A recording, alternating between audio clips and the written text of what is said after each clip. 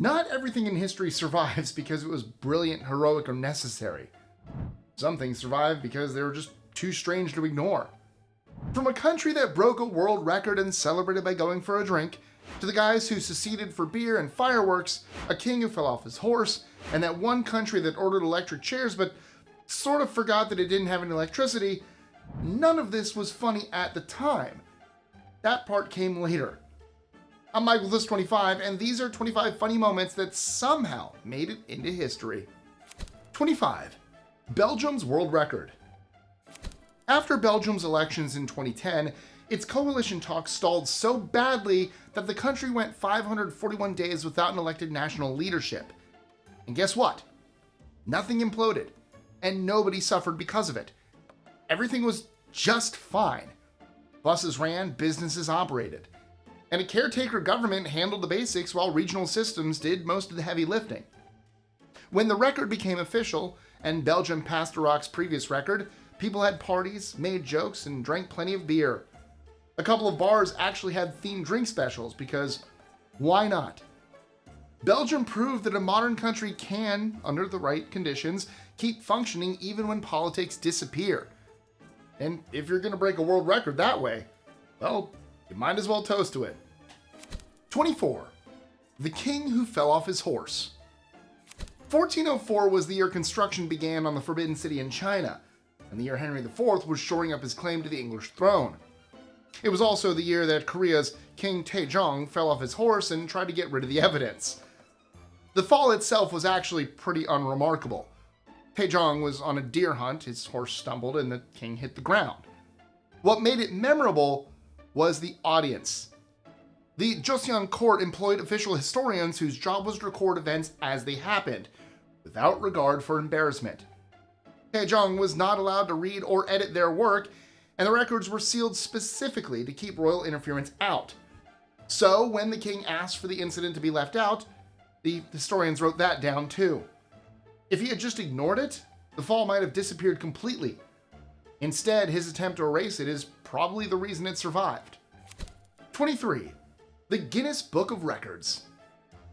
In 1954, Hugh Beaver, the managing director of the Guinness Brewery, got into an argument during a hunting trip about the fastest game bird in Europe. The problem was that none of the men involved could actually back up their answer. There was no book or reference and nothing solid they could refer to. Instead of brushing it off, Beaver kept thinking about it. He realized how often arguments like that came up and how rarely anyone could actually settle them. So, he hired 2 researchers to start compiling verified facts, records, and odd extremes. The first Guinness Book of Records came out in 1955 and was meant to end debates, not become a phenomenon, but it managed to do both. The book caught on quickly and sold over 1 million copies within a decade. 22. Electric chairs without electricity.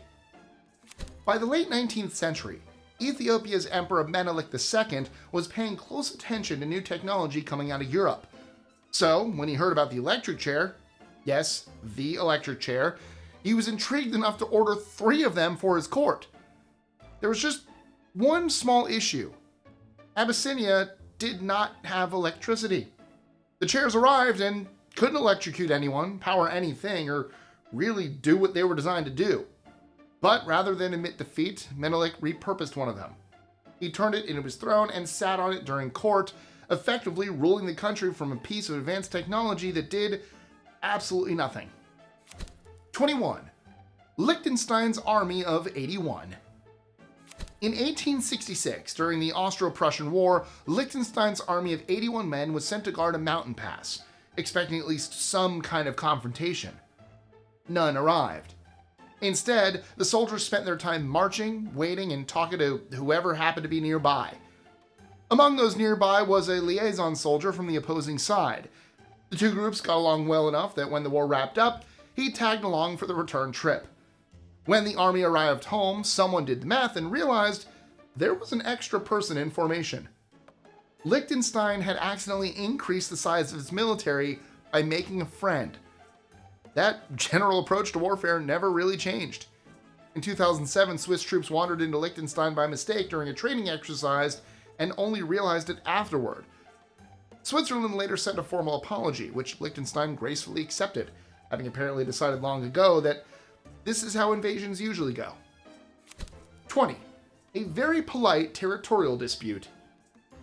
Hans Island is a cold, empty slab of rock in the Arctic, and starting in the 70s, both Canada and Denmark claimed it, despite the fact that nobody lived there and there was very little to do once you arrived.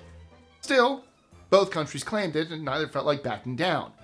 But they weren't about to fight over it either. So whenever Canadian officials visited the island, they planted a flag and left behind a bottle of Canadian whiskey. When Danish officials showed up later, they swapped the flag and replaced the whiskey with schnapps. No shots were fired, but quite a few drinks were exchanged. This routine went on for years until 2022, when the two countries finally settled the matter by splitting the island in half. 19. The overlooked essential. In 1963, Valentina Tereshkova became the first woman to go into space aboard the Vostok 6. She stayed up there for 3 days, ran experiments, took notes, and dealt with zero gravity the same way everyone else was still learning to at the time. Everything about her trip was carefully planned and taken very, very seriously. But somehow, she ended up in space without her toothbrush. In that era, the people on the ground were focused on keeping the capsule working and making sure she came back alive, so everyday comforts were pretty far down the list.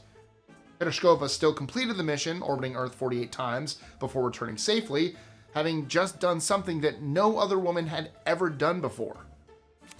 18. Xerxes Punishes the Sea. In 480 BCE, Xerxes I was in the middle of moving a massive army toward Greece. To get them there, his engineers built a pontoon bridge across the Hellespont, the narrow waterway between Asia and Europe in what is now Turkey. Then a storm rolled in and tore part of it apart. Xerxes did not take this well. According to ancient historians, he ordered the sea punished. His men were told to whip the water and throw chains into it, as if the strait itself had committed the crime. He even issued a proclamation accusing the sea of its insolence. The waves, as you might expect, were unimpressed. A new bridge was eventually built, and the invasion continued. 17. A California town seceded for beer. Rough and Ready was a small gold rush town that didn't like being told what to do.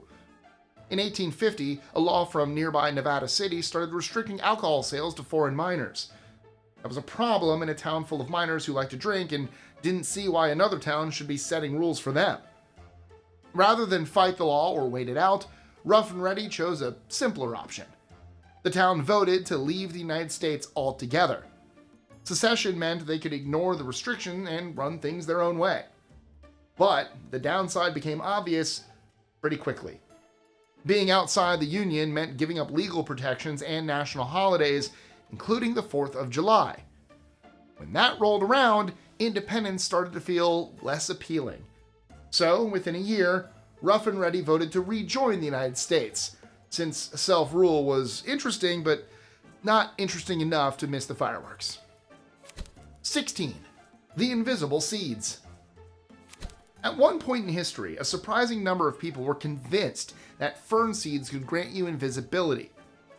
According to folklore, they were incredibly rare, appeared only on certain nights of the year, and had to be gathered under the right conditions.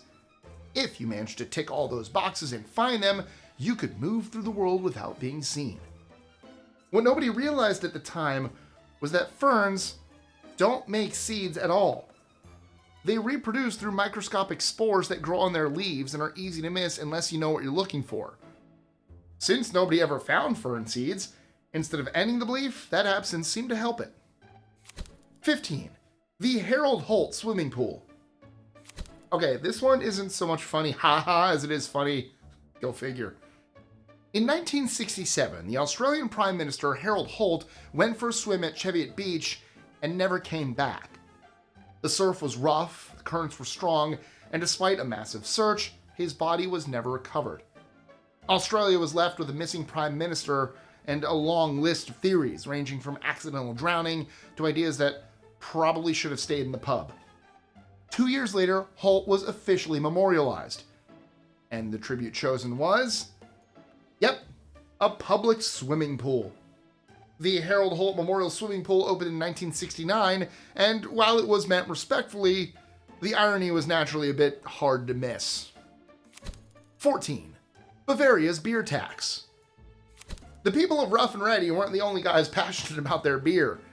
In 1844, King Ludwig I of Bavaria introduced a new tax on beer, and the people were not impressed. Beer wasn't a luxury item for most Bavarians. It was part of daily life, especially for urban workers who relied on it as cheap nutrition as much as a way to unwind. The tax led to protests that quickly got out of hand. Crowds filled the streets, bottles started flying, and police struggled to regain control. It quickly turned into full-scale riots across several cities. King Ludwig I eventually dropped the tax almost as fast as he'd introduced it. The riots ended, and Bavaria went back to drinking its beer in peace. 13. Diot Coke. In 14th century England, someone actually named their baby girl Diot Coke. There were no soda or bubbles involved, and her name was purely discovered by coincidence when the historian George Redmonds came across it while researching medieval naming patterns. Diet was, in all likelihood, a shortened form of Dionysia, a name that was fairly common at the time and would eventually evolve into Denise. Coke, meanwhile, appears to be a spelling variation of the surname Cook, which was a perfectly ordinary occupational surname. 12. France's mustache strike. We all have an opinion when it comes to mustaches, but did you know they caused strikes in 1907? Restaurant waiters all over Paris walked off the job in the middle of service, leaving half-served meals on tables and customers staring at empty dining rooms. At the time, mustaches were a social signal. Soldiers, police officers, and more respectable men wore them. Waiters were expected to shave, which marked them as servants, and a lot of them had grown tired of that arrangement. When the strike started, cafes shut down fast. Police were called in to keep the order, which led to the odd situation of officers trying to tell striking waiters from regular customers by checking their upper lips. That went about as peacefully as you can imagine, especially for clean-shaven tourists. After about 2 weeks, restaurant owners gave in and waiters went back to their jobs with modest pay improvements and the right to grow mustaches. Nobody overturned the social order at that time, but a lot of upper lips were finally left alone. 11. Louis XIV's beds. King Louis XIV owned hundreds of beds. In fact, most sources say he had 413. At the time, a bed wasn't just something you slept on. It was expensive, visible, and people noticed it. Owning that many was a clear sign of his wealth and importance. Louis kept them spread across his different royal residences, so there was always one waiting wherever he went. Many were richly made, using imported fabrics and decorative details that were meant to catch the eye. Others were simply there because owning them said something. During those days, the king's bedroom also worked more like a meeting room than a private space. At Versailles, for example, officials gathered in the room while Louis went through parts of his daily routine. Even sleeping happened in public, and having to watch the king wake up or go to sleep was just another part of daily court life. 10. Peter the Eagle. In the 1830s, a bald eagle decided the U.S. Mint in Philadelphia was a perfectly reasonable place to hang out. The workers were surprised, but the bird didn't cause trouble, so he became known as Peter and stayed. Every evening, Peter was politely ushered out so that the building could be locked, and he'd show up again every morning, usually waiting by the doors before the staff arrived. The Mint's workers and locals got used to seeing him and actually started recognizing him on his daily flights. Sadly, Peter's story took a bad turn in 1836 when his wing was caught in a coining machine. He did not survive the injury. So, in honor of their resident eagle and the impact he made, the Mint had him preserved and put on display, and his likeness ended up being used as the model for the eagles we have on the US coins today. 9. The original LOL. Yes, my friends, LOL, what we use for laugh out loud, used to mean something completely different. In 1960, a writer by the name of Herb Caen used it to describe a woman wearing a tricorn hat with a bird perched on top. He actually called it, and I quote, the look of an authentic LOL. You see, at the time, LOL simply meant little old lady. Caen used the phrase quite regularly in his San Francisco Chronicle columns, and his audience understood it as part of the local vocabulary.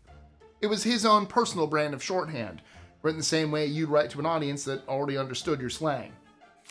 8. The Fabergé Potato. People usually associate Peter Carl Fabergé with the imperial eggs he made for Russia's Romanov family. Collectors still pay tens of millions for them, which gives you a sense of how far his name traveled in the world of ornament and excess. But in the middle of all that grandeur, the Fabergé workshop made something a little less glamorous. Around 1890, his workshop also made a Fabergé Potato. It was carved from polished pink agate and came complete with gold-mounted lid, small fleur-de-lis clasp, and all the bumps it needed to look just like the real thing. Its last known sale was at a Christie's auction in 2016, where it went for $93,750, proving that even a Fabergé potato sits comfortably outside most of our budgets. 7. A song adopted by accident. Take Me Out to the Ball Game is so deeply tied to American baseball culture that it feels like something written by men who lived in stadium seats. It's actually the opposite. In 1908, Jack Norworth, a major vaudeville songwriter, spotted a subway sign advertising a Giants game and let that small moment guide his next project. He wrote lyrics about a baseball-loving woman named Katie Casey, then passed them to composer Albert von Tilzer for the music. Norworth didn't experience the sport in person until 1940, when the Dodgers invited him to see what it was all about. So, the two created what became the most famous baseball song in the country without ever having attended a game. 6. Parmentier's conspiracy.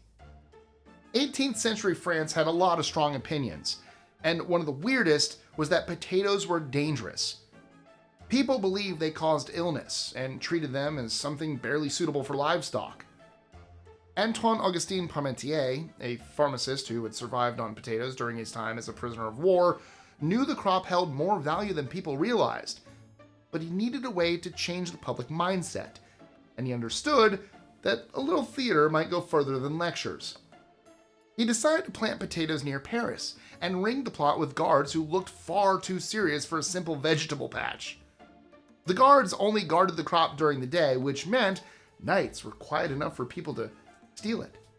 Locals took the bait, tried the potatoes, and spread the word themselves. Once the novelty caught on, resistance faded, and potatoes became a regular part of French meals. 5. Lincoln and his cats. You have dog people, and you have cat people. And most of you already know where I stand on the situation. Say hi, Bella and Kira. All right. Go, guys, go. But the 16th president of the United States, Abraham Lincoln, had a clear preference for the latter. Nothing in the White House made him relax faster than his cats, Tabby and Dixie. They wandered through meetings, camped on paperwork, and climbed into his lap whenever they felt like it. Lincoln didn't mind. In fact, he encouraged it. Staff recalled him feeding them from the table and chatting to them while the generals waited nearby. His wife, Mary Todd Lincoln, understood the dynamic better than anyone. When someone asked whether her husband had a hobby, she didn't even pause to mention books, politics, or writing. She gave one answer: cats. 4. Decoys and wooden bombs. During World War II, both sides used decoys to confuse enemy pilots, and the Germans took that idea to theatrical levels. They built an entire fake airfield out of wood near occupied Holland, with wooden hangars, wooden trucks, wooden fuel tanks, and even wooden planes waiting for the enemy to take the bait. But, despite all that effort, the project took a bit too long, and the Allies ended up with more than enough time to study it from the air and file it under not worth the trouble. The story that followed became a favorite among veterans. Once the wooden airfield looked complete, a lone RAF aircraft reportedly flew over it and dropped a single wooden bomb onto the site. Whether the whole story is 100% true, we'll never know, but researchers have since shown that wooden bombs were indeed dropped on wooden targets more than once. 3. The Pedestrian Champions. There was a time in America when the biggest draw wasn't baseball or basketball, it was walking. Pedestrians, as the athletes were called, trained to stay in motion for nearly a week at a time, and those races didn't stop when the sun went down. The walkers kept going hour after hour, only catching a few minutes of sleep on cots beside the track. Their endurance levels were incredible, One contest in 1876 actually documented 2 men walking 1,000 miles in 1,000 hours. Pedestrianism eventually fell out of favor and disappeared from the sports calendar. But if you've ever been to a track and field event and wondered about those race walkers, well, now you know. 2. The Order of the Pug. Freemasonry caused enough tension in 18th century Europe that the Catholic Church banned its members from joining any secret societies at all. Some Catholics followed the rule. Others went in a different direction. Someone, possibly Archbishop Clemens August of Bavaria, founded a new society in 1938 called the Order of the Pug, which tried to blend Catholic loyalty with Masonic structure, then wrapped the whole thing in dog symbolism. They called themselves Mops, the German word for pug. The lodges had male and female leaders, and the title of Grand Pug switched hands every 6 months. Their rituals were in a class of their own. All of the prospective members had to scratch at the door to be let in, wear brass collars, crawl around the room blindfolded, and listen to other members bark as part of the initiation. The final test involved kissing a pug statue, which was meant to prove their commitment to the order. The group only lasted until 1745. 1. The Indiana Bell Project. In 1930, the Indiana Bell Telephone Company offices needed more space, so they did what we all would do and bought a new building. No, I'm kidding. They actually rotated the one they had. The 8-story structure weighed 11,000 tons, yet engineers lifted it, set it on rollers, and slowly turned it 90 degrees while everyone inside kept working. The move took a few weeks. Crews extended every pipe and cable, nudged the structure forward a few inches at a time, and kept the building level enough that no one lost service. The whole rotation happened so quietly that most of the workers never felt a thing at all. One person who certainly noticed, though, was the then 8-year-old Kurt Vonnegut. His father, Kurt Vonnegut Sr., served as the lead architect on the project. Junior eventually became famous in his own right with Slaughterhouse-Five, but his father's rotating office will probably always be the family's craziest project. And that's a wrap. Now I want to hear from you. Tell me, which entry on today's list is the one you're going to remember for the next few days? Let me know in the comments below. I do read through all of them. And if you want a second round of history behaving badly, I've got good news for you. History is completely ridiculous. Our related video, 25 hilarious historical events you won't believe, has you covered. That link is going to appear right here at any second. As always, thank you so much for hanging out with me. Like, share, comment, subscribe, notification bell, and I'll see you again real soon.